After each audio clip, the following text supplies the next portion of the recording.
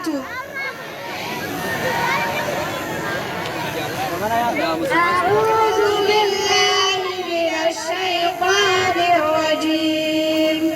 بسم الله الرحمن الرحيم. سبحان الذي أسرى بعبده ليلا من المسجد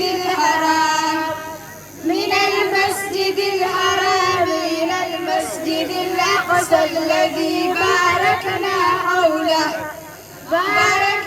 حوله لنريه من آياتنا إنه هو السميع البصير.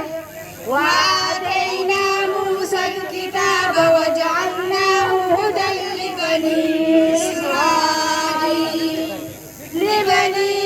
إسرائيل ألا تتخذوا من دوني وكيلا ذرية من حملنا مع نوح إنه كان عبدا شكورا. وقضينا إلى بني إسرائيل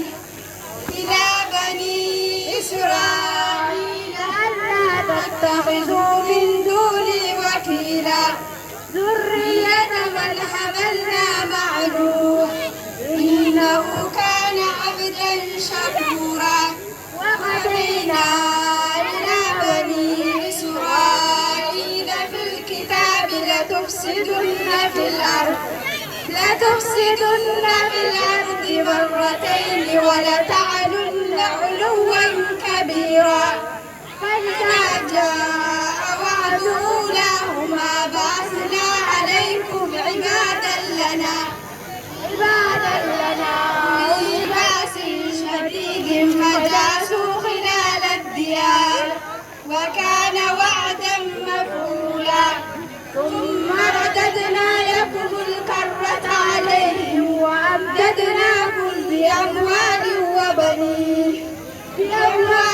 وبنين وجعلناكم أكثر نفيرا.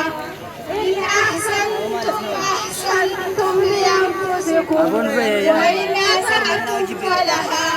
وإذا جاء وعد الآخرة ليسوءوا وجوهكم وليدخلوا المسجد كما دخلوه أول مرة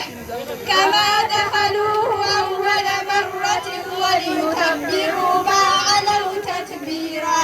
صدق الله العظيم. السلام عليكم ورحمة الله وبركاته.